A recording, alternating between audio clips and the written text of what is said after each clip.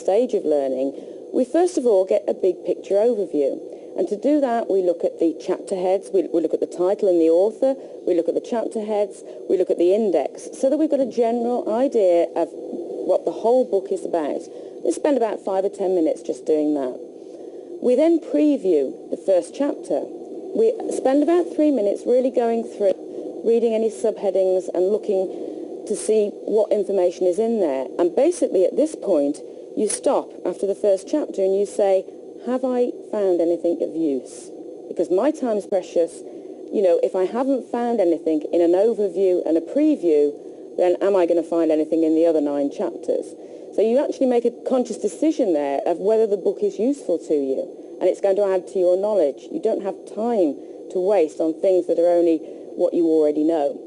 So you spend about 3 minutes a chapter if you've decided that the rest of the book is going to be useful for you. You can then sketch out in note form what you already know about each of the chapters, about the subject. That, again, about 3 minutes a chapter, 30 minutes for the book. And then ask the questions that we mentioned before over on the other board, the A, E, I, O, and U, assumptions, evidence, what illustrates this, what opinions are being drawn, and what is unique about it. Those questions will show you what you need to know about the text. Again, 3 minutes a chapter, 30 minutes for a book.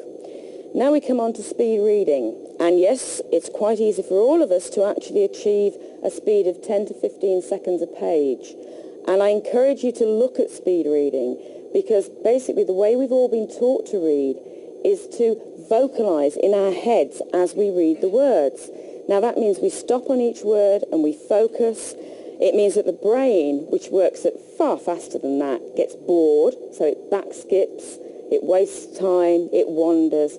If you teach yourself how to speed read, and you can achieve quite easily at least 2,000 words a minute, because your eyes work quite happily at that speed, scanning the pages, you will find the key words that you need to know about are there, and you will focus in on them. It actually stops the brain getting bored, so you're more effectively reading. And you can achieve this 15 to 20 seconds a page and really, get the information that you need without the wasting of time that the vocalization causes in the brain. 15 seconds a page, about 8 minutes for a chapter. That means you've spent about 80 minutes on the book. We then go on to step 6, which is the after view. Now, during your speed reading, there will have been sections that perhaps didn't quite gel as you went through. These are the more difficult ones, and we would recommend that you go back in this after view and actually read that paragraph out loud, because you're actually then hearing it as well as seeing it and saying it. We're adding more senses every time we do this. So difficult paragraphs, spend about 10 minutes a chapter doing this. We then make notes. You're actually turning what you've read, the information, you're converting it now into notes at 10 minutes a chapter, about 100 minutes. And then probably the most important thing when you're learning is a review cycle. What's the point of doing all this if you can't remember what you've actually read or learned?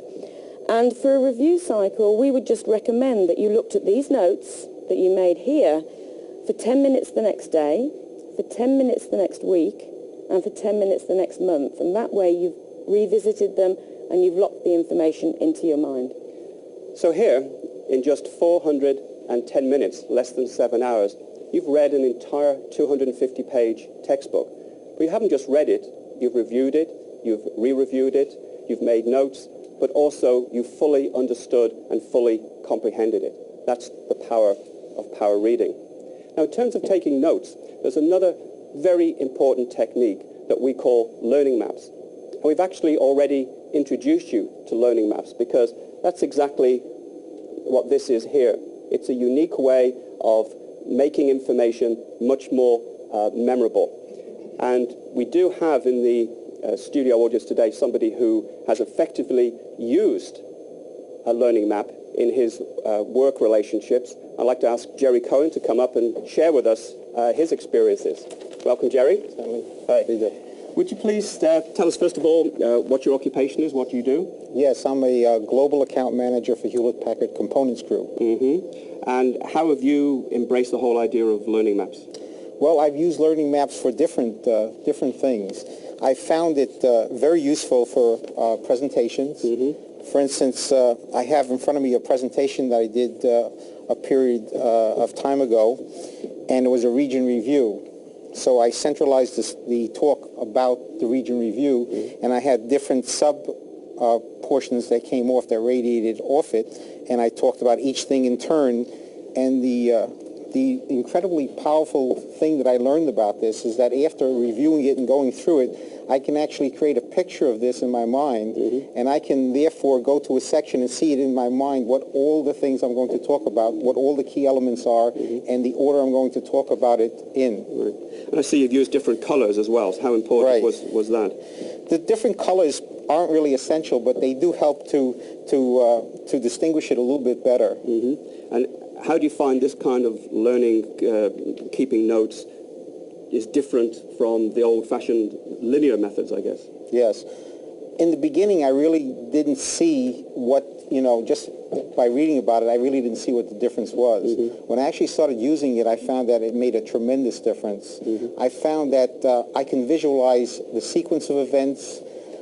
When I made notes, I could then put another note right in the exact spot. If you did it in a linear fashion, there's no room for adding it. Everything is in a sequence of what you went through, but not necessarily in an organized way. And this is a very important point, because for learning to become truly memorable, you actually have to implement it and put it into effect. And this is something that you've now shared with other people? Yes. In fact, I've given these techniques to people in my group, and they've used them. Some of them are in the audience there. Great. And they've used them and different things as well. Okay. Thank you very much, Jerry. Okay. We appreciate it. Okay. So there you see what learning maps are all about and how they can actually be applied into the workplace very, very effectively. It's a true way of learning, using all of our senses for learning. So how do we actually build a learning map? Basically, we find out what the core idea is, and we put that in the center. So we build up from a core, and each subject will have a branch. And on a learning map, maybe the first branch is, what are we going to record? We're going to record ideas. So we just put a little branch for ideas. You don't record great long reams of words. You're actually recording ideas. And the ideas will be recorded in just maybe keywords, so that one word will trigger the memories and you'll remember everything else. Now, you might actually record in pictures if you're a good artist. If your brain thinks that way, you might start drawing your whatever it is you're talking about. I've got a nice little house there. Or it could be you're drawing symbols, where you've got big arrows going from one thing to another, where it loops and joins up information, things that aren't even possible on linear maps without really getting completely lost. You might then have another section which says, well, what can we use them for? Jerry's used them for presentations. Anything that you have to write notes for. So it could be for meetings, to actually record ideas from meetings. Brainstorming is another wonderful way, because you can go back to add information later as it crops up, and yes, it's related to that, or it's related to something else. Colour is very important. The visual memory is very, very strong. And this is why learning maps work, because instead of having 6 pages of notes, you've actually got all your notes on one page, and you almost take a photograph of it with your brain.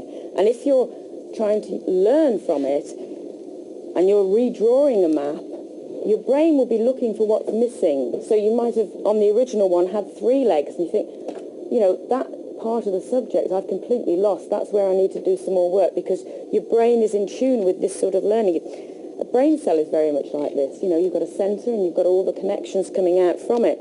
So we make it as memorable as possible, and we use a lot of colour. Colour can be used to relate different parts of the information. so that you can track that the same ideas are in the same colour. It can be used, as I said, to actually relate things. So, you have these, the colour is important, and we want to colour the key words maybe. So we add the colour into the keywords. You also maybe use different sorts of lettering. I mean, on a rough map, you just go through quickly, but then part of the technique is to actually redraw your notes later so that you organise them more. And that's all part of the memory and learning process. But, you might have something, if you write in the word stress, you might go, and really make it look like what it's supposed to be. So that's stress, or we had one on the earlier one which was relax, and it was a very laid back lettering. They're just visual ways of making your notes come alive, and they can be so useful because you can picture what you've learned. And the old saying is, picture's worth 1,000 words. This is definitely a way that we would encourage you to try, because like Jerry said, once you've tried, you really do realise how useful they can be, and you end up using them in preference to any other method of taking notes. So we each have a preferred individual learning style. We really have a combination of intelligences. What accelerated learning does is it helps you identify what you're good at, and it also identifies the things that maybe you want to work on, so you can embrace all of the different intelligences.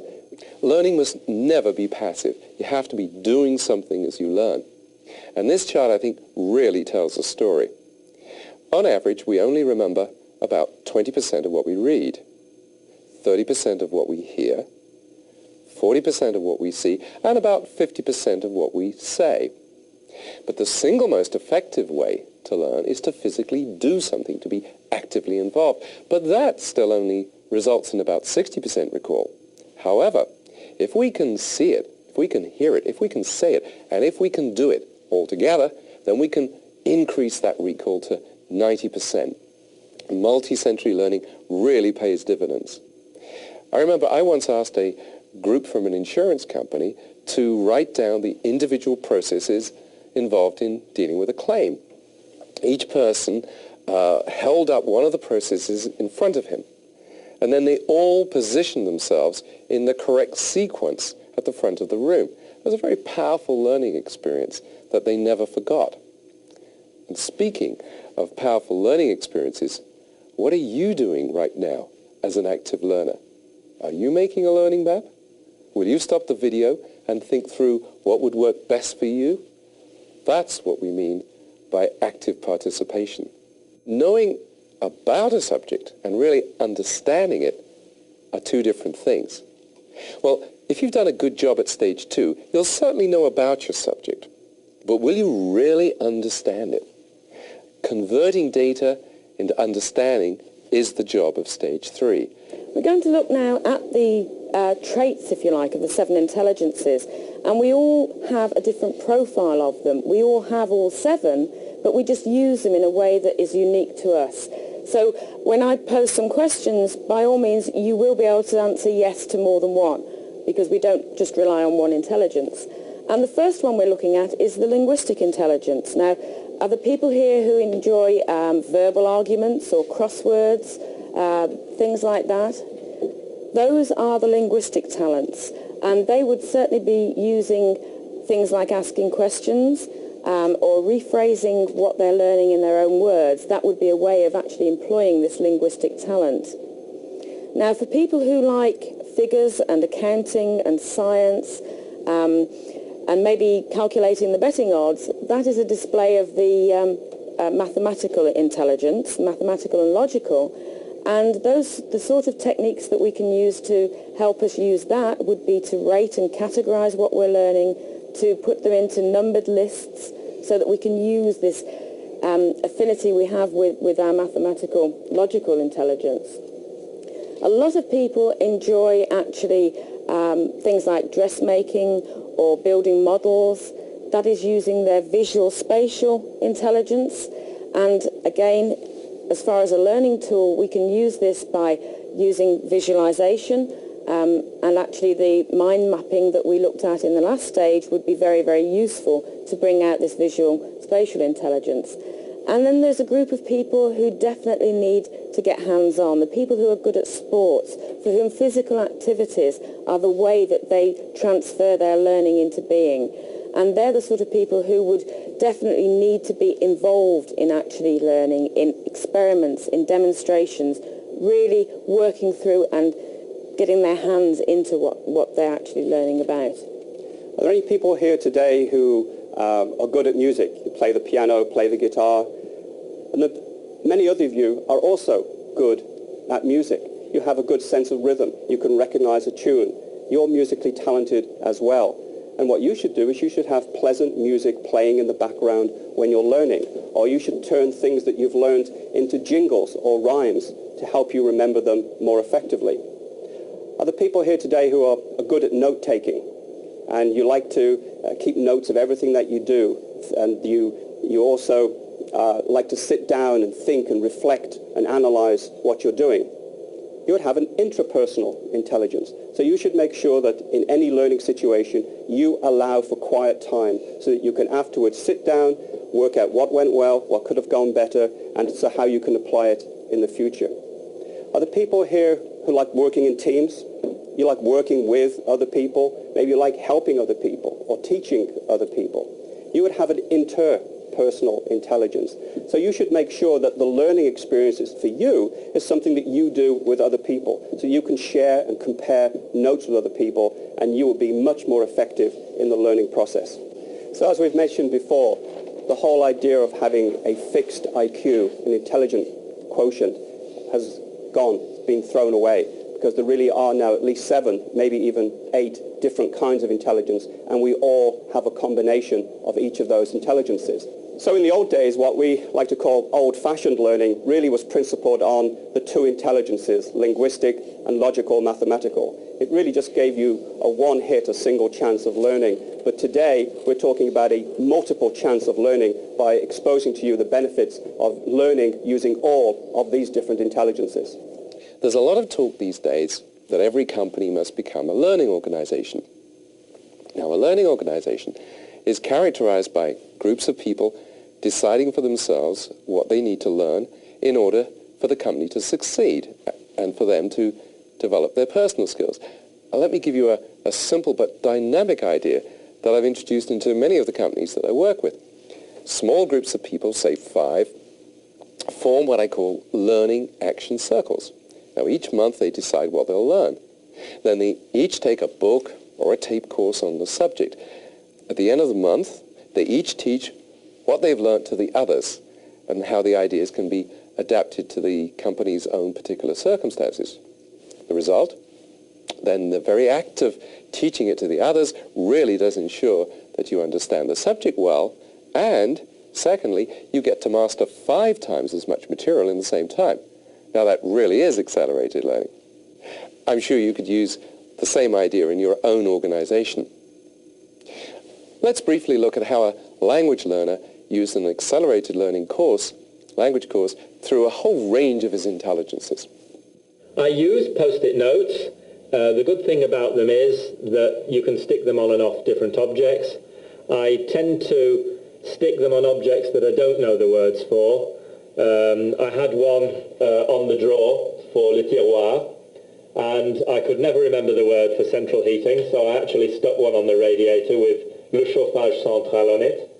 And again, it was a very simple way of remembering keywords, key phrases. The physical, it seemed somehow as if the physical act of sticking it on and then looking at it and reading it aloud all together made me learn it very, very quickly indeed. What I did was I got myself 4 big white blank pieces of paper and some colouring pens, and each time I came across one of these words in the course, I drew a picture of it, because that's a good way to remember it, and I wrote the French word underneath. And as time progressed, I filled the posters more and more, until now all 4 of them are complete. It was interesting when I first started off this course that in the instructions it advises you to write in the book, to use lots of different colours, to highlight verbs, and to interact with the book as far as you can. And I must admit, initially I was a bit concerned about that because I guess traditionally you tend to think of a book as something that you passively read and you don't write in. But I mean, I'm just amazed at the impact that actually physically writing in the book, highlighting it, making the notes in the book. I don't need lots of other written notes. This is my notes. And it almost makes the book like another person. It makes the book talk back to you. Fumeur ou non-fumeur? Non-fumeur. Bon. I'll just launch into an imaginary conversation with myself. One step beyond doing it with the book, I'll just imagine I'm in a situation and I'll act out the part of two people. Incidentally, which of the exploration takes are you using right now?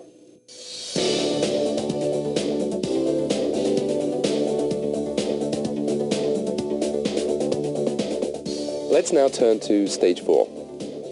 You've really learned the subject. But how do you make sure that you remember it all long term? Let's look at some excellent memory strategies. We're now looking at stage 4 of the learning process, which is memorizing the key facts. And basically stage 2, which was getting the facts in the right way to suit you, and then stage 3, spending time exploring it with these 7 or 8 intelligences so that you truly understand what you're learning, is all a waste of time, quite honestly, unless at stage 4 you can actually remember and recall when you actually need to use that information. Now, we all have excellent memories, believe it or not. Let me just test you for a moment. Imagine that you're in the kitchen of your home. Can you see it? Can you see everything that's there?